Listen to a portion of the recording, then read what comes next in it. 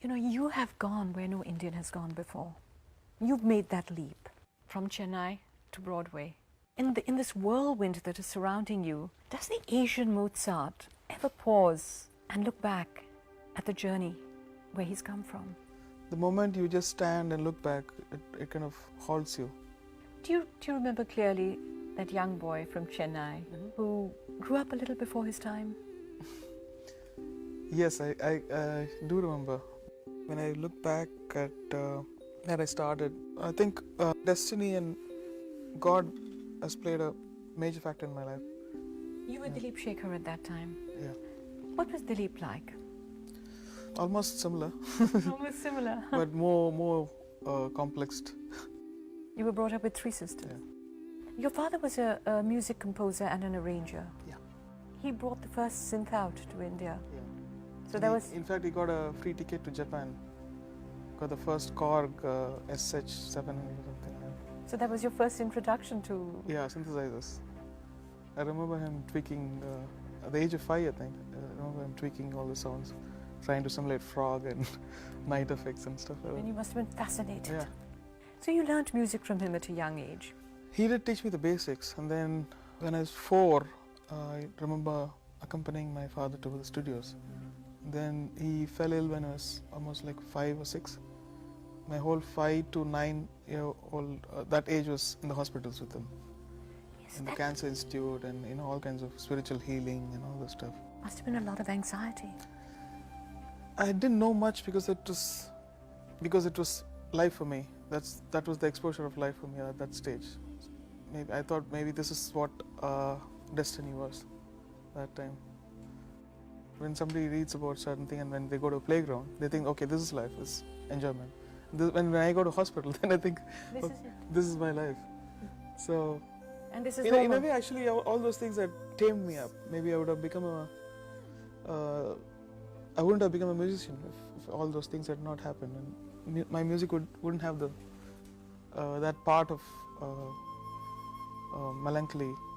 Felt that was life because that's what I had.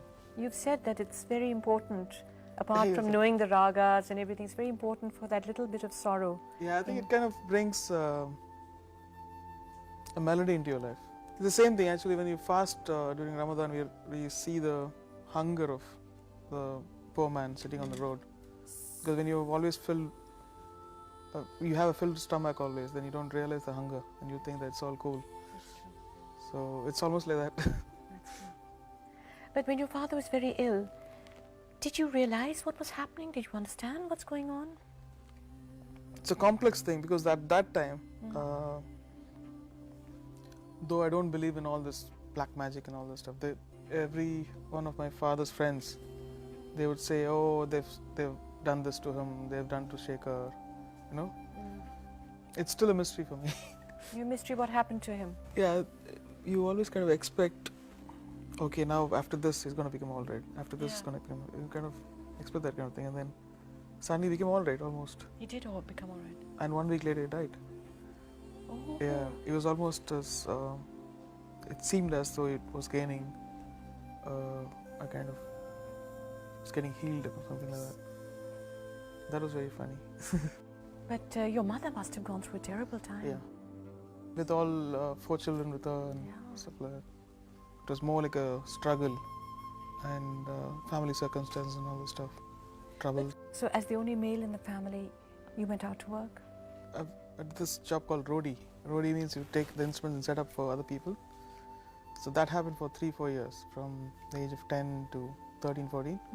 Then my mother felt that I should start playing to be a permanent keyboard player, which would give sufficient money for the family to run. Yeah. You took on the responsibility. Actually, my mother had taken quite a lot of responsibility and we just had our bit of it, my sisters and myself. And having to earn at the age of 10, looking after a family, having responsibilities, burdens, what does it do to a young boy? I think it kind of shapes you up to be a nice boy. When I look back at my life now, it seems as though it's a big thing, but at that time it's part of life, and then you swim across and then you cross that. Understand? So when you start away with a rough kind of beginning, then you cope with it. But what about school? School, I was a very bad student. Students say I skipped school, so Obviously, if you're working, you had you get can't be in abuses from school. school quite often. I did my 10th and then I did a couple of months on the +1 and then I left halfway. Because you had to work. Yeah, lack of attendance and stuff like that. So Yeah. the teachers must have been very Yeah. angry. In fact, the famous abuses, take your son and go to the platform of the streets of Kodambakam, then they'll put you money. Don't bring him to school. They said that? Naturally, when you don't go to school, they have to do that. When I just think about it now, they were right and they had to be strict and stuff like that. But is it true that they used to even whack you with a ruler? Again, lack of attendance, mostly. Or what did you say? I mean, what was supposed to be fun became a kind of serious thing. Did you talk to your mother? Did you tell her what you were going through? Or no, you didn't? We had enough problems, I mean, on the whole family, and so, I mean, I could see what was happening, so I had to take care of this side by myself. Of course, we had, my sisters were there supporting all of us, and mentally and emotionally. Were you ever a carefree child? No, not then.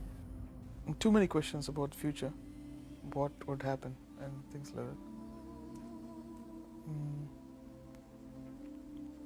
And bothered about our family with just my mother and my 3 sisters. Did it toughen you or did it make you introverted?